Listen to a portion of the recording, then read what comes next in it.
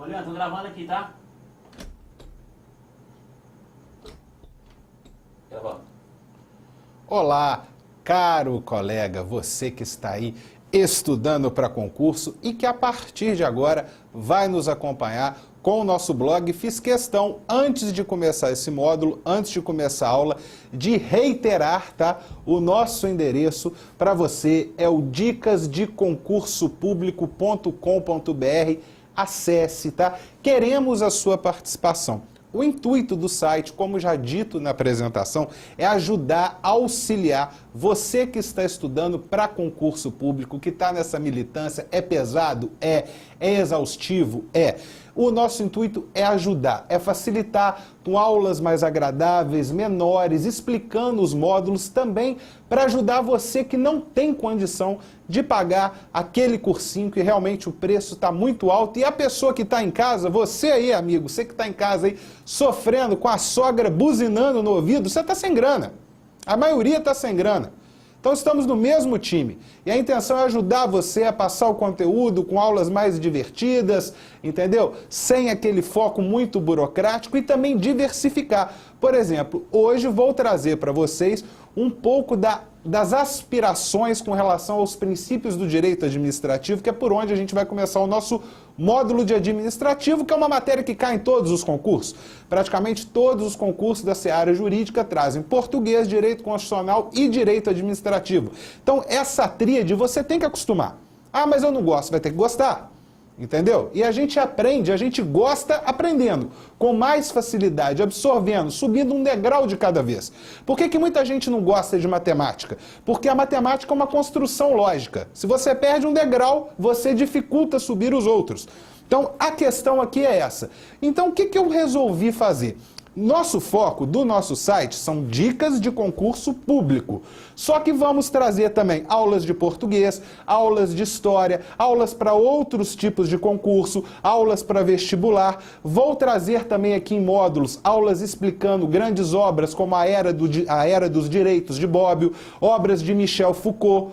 Então, o site vai ter um arcabouço de material que não vai ficar restrito a isso aqui. Apesar disso aqui ser o foco. A intenção é trazer você, o seu amigo, aquela pessoa que não só quer passar no concurso público, mas quer implementar seu conhecimento acerca, né, dessas matérias, porque quando você estuda, por exemplo, um direito administrativo constitucional, é um aprendizado para a sua vida, dos seus direitos, da construção histórica, do processo histórico, do que nós somos, por que estamos nesse momento, por que as coisas estão acontecendo dessa forma.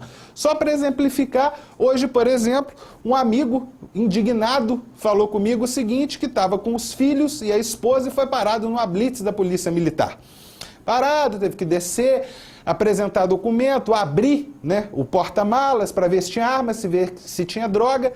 E ele, muito indignado, até me perguntou, eu como advogado, se ele poderia processar o Estado, porque ele sentiu a sua honra, de certa forma, atacada, porque não estava em atitude suspeita. Estava com a família no carro e ele acha que o carro, né, como prega a Constituição Federal, é um asilo inviolável, assim como a sua residência, seu carro também é, e ele acha que a polícia não tinha o direito, né, de pará-lo e fazer a revista como foi feito em seu veículo.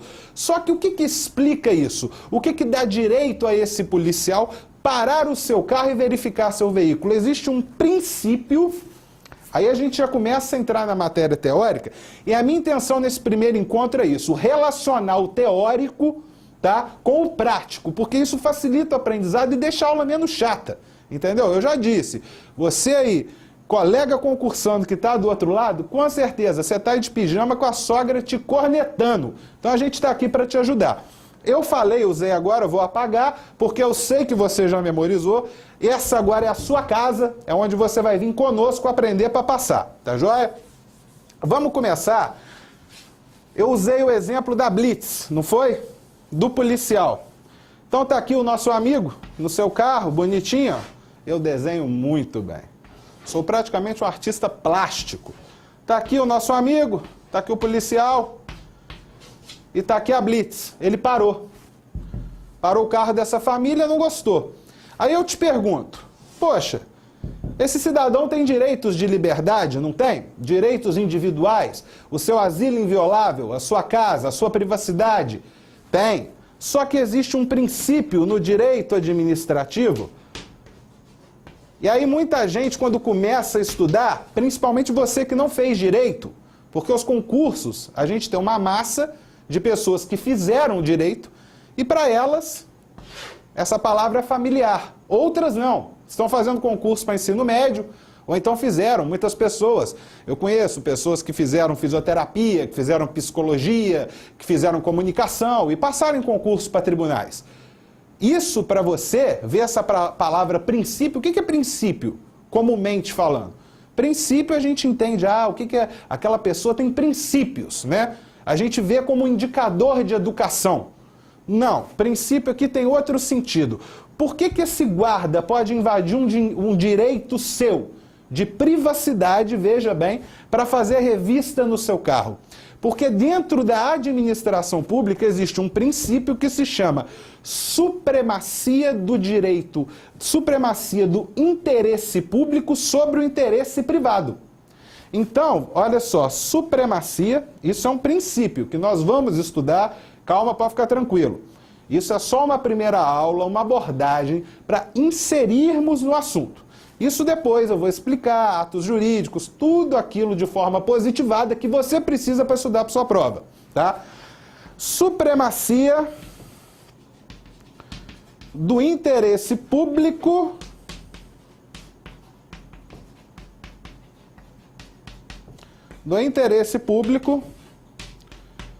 diante do direito privado. Ou seja, esse cidadão, ele possui o direito de privacidade.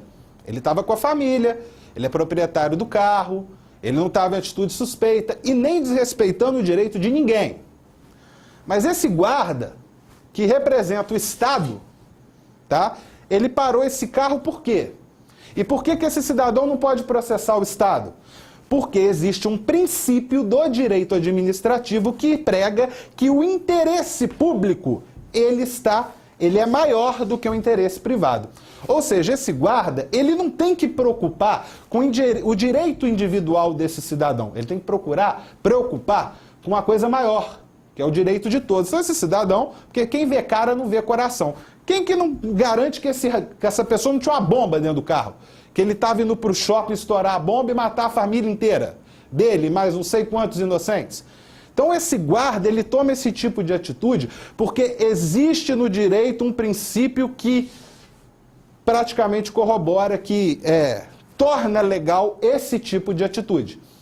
Então a gente fala, poxa, mas você está falando aí tanto de princípio, por que você está falando disso? Se na hora que eu for fazer o meu concurso eu vou ver lei. Não, você vai ver lei. Mas os princípios, apesar, né, de como eu vou explicar aqui, de serem valores que ajudam na interpretação legal, eles também estão na lei e também vão cair na sua prova. E você entender o que é isso e o que isso representa para o direito administrativo, vai abrir a sua cabeça, vai te botar dentro do conhecimento, vai elucidar para você várias questões. E essa é a intenção. Então essa aula é uma aula preparatória. Eu volto a repetir. Então a gente vai fazer um pequeno caminho, vai fazer uma breve passagem histórica para você entender como que princípio se relaciona com o direito administrativo. Vou fazer um breve aparato, uma breve passagem histórica, tá? Vou apagar aqui o nosso exemplo. Posteriormente, tá? Nós vamos estudar todos os princípios em módulos posteriores. A matéria vai ser dada em sua completude, principalmente, né, de direito administrativo, constitucional, você vai ter tudo, mas administrativo de uma forma completa para você, é a nossa intenção. Eu vou fazer aqui um quadro indicativo e nós vamos viajar até a Idade Média. Idade Média. Ok?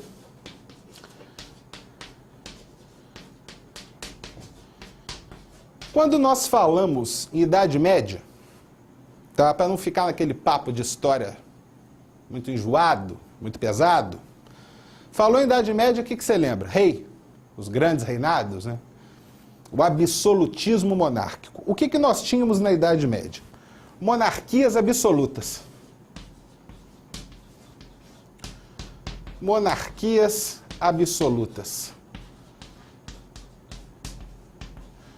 o termo absoluta, absolutismo, ele vem justamente da relação de poder, porque todo o poder se concentrava de forma absoluta na figura do soberano, na figura do rei. Então o Estado, pensa bem, a gente igual você pega aqueles filmes bem enjoado de Robin Hood, que é aquilo tudo igual, pega um filme bem chato daquele do Robin Hood, bem, sabe, bem água com açúcar. O que acontecia lá? Chegava uma determinada cena que vinha a cavalaria do rei, ia cobrar impostos numa mercearia de um comerciante que era amigo do rei. Então ele chegava lá e cobrava 30 pratas. Depois ele ia para uma mesma mercearia, que vendia as mesmas coisas, tá? Trigo, vamos supor. Só que aquele ali não era tão amigo do rei quanto o outro comerciante. Então desse se cobrava 70. Aí é onde entra o Robin Hood, né? O Robin Hood entrava, dava uma flechada e equilibrava o negócio. Só que Robin Hood é muito bonito, na vida real não era assim. As pessoas sofriam, porque você não tinha uma lei. Hoje em dia, por exemplo, você pega um imposto, o ISS, o Imposto sobre Serviço.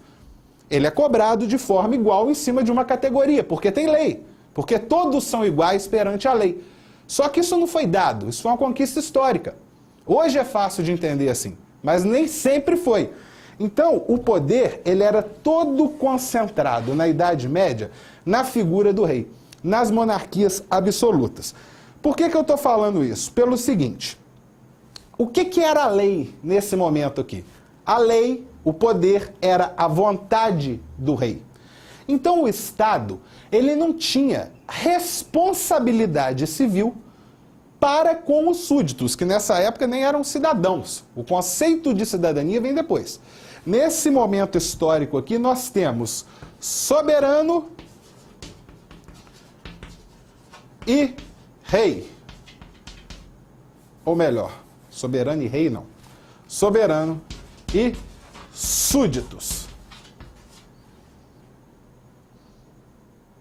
Pode continuar? Ok. Uma breve pausa, depois eu apresento para vocês nosso produtor, nosso câmera.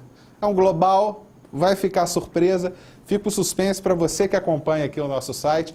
Um dia vamos revelar quem está por trás dessas câmeras e vocês vão ficar, de certa forma, chocados com a revelação. É um global, hein? Você vê o naipe do site. Voltando. Bom, na Idade Média, monarquias absolutas, poder concentrado na figura do rei, temos uma relação estatal onde o soberano suprime o súdito, tá?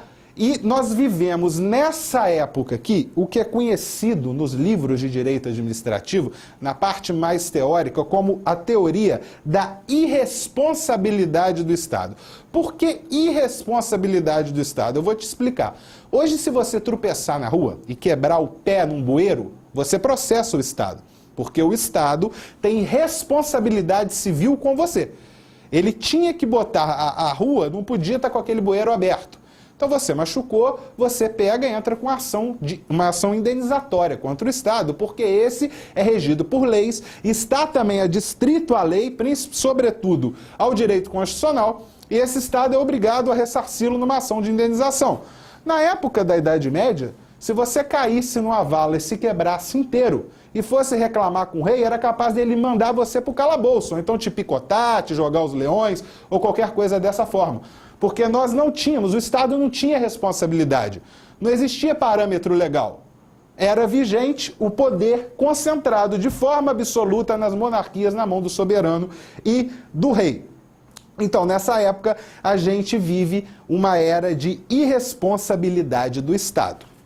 Só que agora nós vamos pular o momento histórico. Nós vamos sair da Idade Média. E aí muitas coisas foram acontecendo no mundo após aqui o advento da Idade Média. O que foi acontecendo no mundo? Nós tivemos, por exemplo, além da Revolução Francesa, que é o paradigma, o movimento iluminista, o movimento racional, que começou a contestar toda a supressão ideológica da Igreja Católica. Tivemos a independência dos Estados Unidos da América, a feitura da Constituição Americana, que acabou sendo um paradigma para todas as constituições democráticas de direito até hoje, não só em seu tempo histórico, para ver a importância daquela Constituição.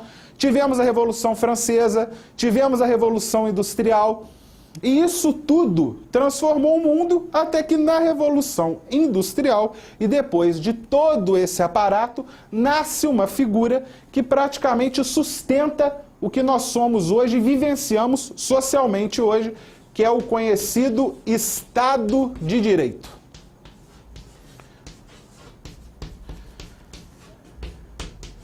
Estado de Direito. O que é um Estado de Direito? É ter leis. É um Estado que tem leis. E outra, é onde o Estado, ele também está submetido à lei. A lei é o mais importante. Acabou a soberania. Não temos mais um rei absoluto que manda, que desmanda de acordo com a sua vontade, não. Agora tem uma lei e o próprio Estado respeita essa lei. Estado, cidadão, governantes, entendeu? Todo mundo adstrito à lei. Um Estado de Direito é um Estado que tem leis. Aí você pode até confundir, então o Estado de Direito é sempre bom. Não. Por exemplo, a Alemanha nazista de Hitler era um Estado de Direito. Era um Estado, né, que, de certa forma, respeitava aquelas leis, um Estado instituído por aquelas leis e um Estado que possuía todo um arcabouço legal. O que não quer dizer que era um Estado bom e que muito menos estava de acordo com os direitos humanos que logo após foram positivados nas constituições. Então, por exemplo, o Brasil, só para abrir um parênteses e aproveitar que eu falo demais, Estado democrático de direito é o que nós temos hoje. Aí tá vendo? Não é um Estado só de direito, é um Estado, o que o Brasil é? Estado democrático de direito. Essa palavra democrático que vem aqui antes que dá o sentido para o nosso Estado, né? Que demonstra as nossas leis e também que corrobora muito pelos anseios que nós temos de reforma política, partidária, tudo mais, porque o nosso Estado é democrático. Não é um Estado só que tem leis, mas um Estado que tem os preceitos da democracia embasando todo o seu ordenamento jurídico. Então, nasce, após as revoluções, temos a Revolução Francesa, as monarquias absolutas acabam, né? Surge o primeiro tipo de Estado, surge essa figura, né, após a Revolução Francesa, do governante, do poder do povo, e surge o Estado de Direito, surge a lei. O que acontece? Esse Estado de Direito, quando ele surgiu, tá? No final, porque a Revolução Francesa se deu em 1789, tá? Aqui foi a Revolução Francesa. E como que a gente faz contagem de século? Você quer saber que século que é esse aqui? É só você somar um número a mais aqui, ó. Então nós estamos falando de século XVIII. Final do século XVIII. Isso aqui é importante saber, tá? Porque uma hora a pessoa te fala uma data, né? Isso é uma bobeira.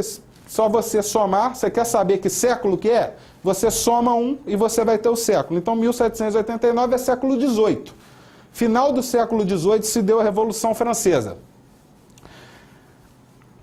Surge o Estado de Direito. Qual que é o primeiro Estado que nós temos? O Estado liberal. Aí você vai entender agora o que é esse papo de neoliberalismo.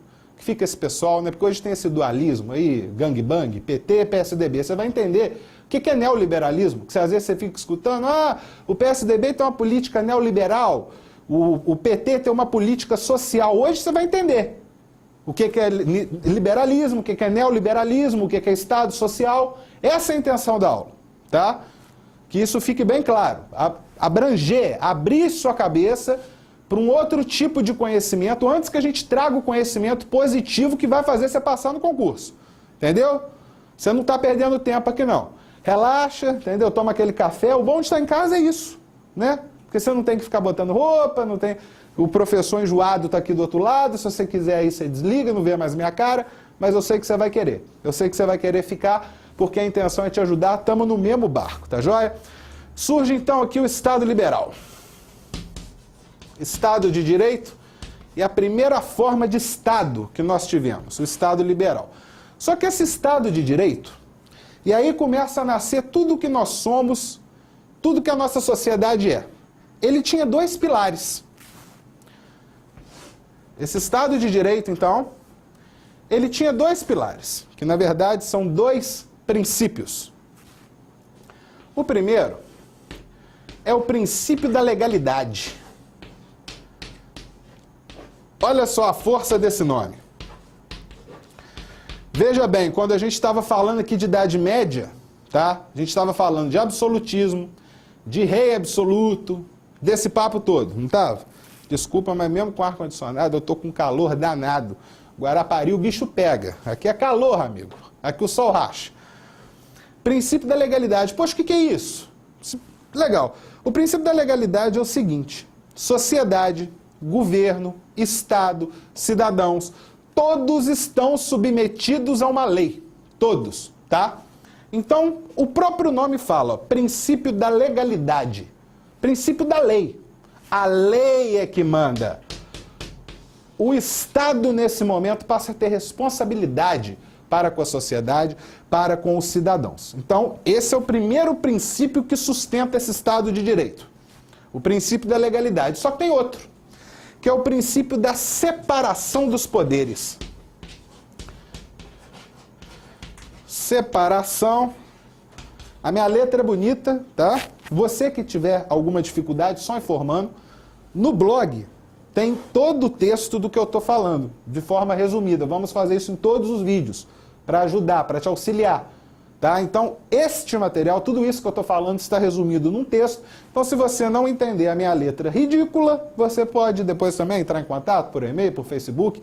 Vamos estar mantendo esse contato. O nosso site precisa desse contato. Tá? É uma relação dualista aqui. Nós estamos ajudando vocês e vocês vão nos ajudar também, divulgando o nosso trabalho a partir da nossa intenção de ajudar, de trabalhar, de levar esse material de forma gratuita, mas com muito carinho. Muito bem preparado para você, tá joia? Então nós temos aqui ó, o princípio da legalidade, são os dois pilares do Estado de Direito, tá? E o princípio da separação dos poderes. Eu vou falar de uma forma bem sucinta de separação dos poderes, mas como eu falei, lá na Idade Média, você tinha um poder único. Por isso que você fala em absolutismo, poder único, absoluto. Eu sou o rei, o poder é todo meu. Hoje não. Hoje nós temos o poder executivo, que é o administrativo, vamos colocar aí na seara federal, o presidente da República, poder executivo. Temos o poder legislativo, tá, que é o nosso Congresso Nacional, analisando de forma federal, seriam o nosso Congresso, senadores e os deputados.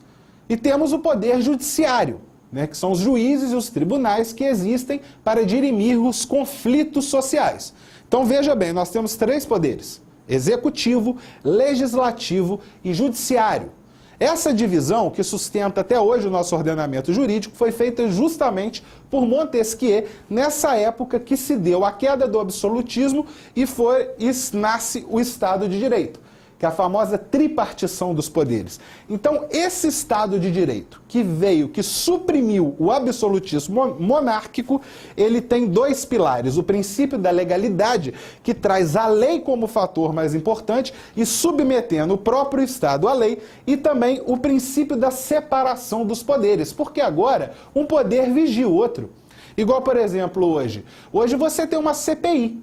Por que você tem uma CPI? Porque você tem o poder legislativo fiscalizando o poder executivo.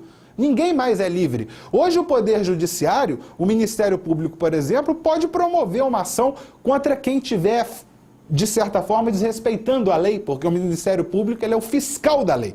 Essa é a função do Ministério Público. Ele não é um acusador penal, como a gente entende de forma comum.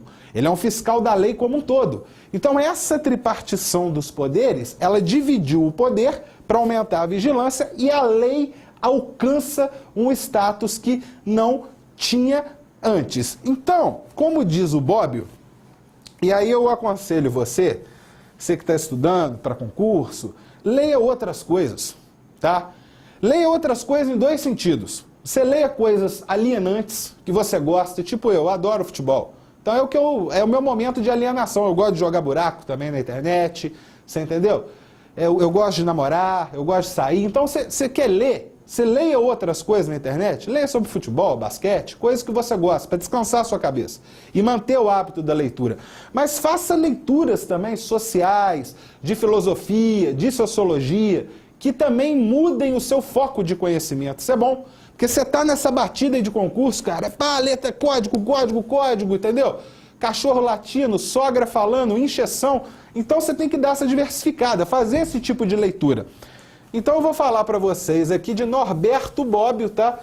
Que foi um político, uma grande mente do Estado italiano, tanto que foi um senador vitalício. O Norberto Bobbio, ele tem um livro que chama A Era dos Direitos, que ele explica como os direitos foram surgindo ao longo do tempo, as conquistas nossas. E é o que o Norberto Bobbio falava, que na Idade Média a gente tinha uma seguinte relação. A gente tinha uma relação Estado com total poder suprimindo o súdito. Esse era o quadro da Idade Média. Após o advento do Estado de Direito, com os dois pilares, como explicado aqui, princípio da legalidade e também o princípio da separação dos poderes, a gente muda. O eixo central da sociedade se torna o cidadão. Cidadão por quê? Porque ele é detentor de direitos. Agora existe igualdade formal. Todos são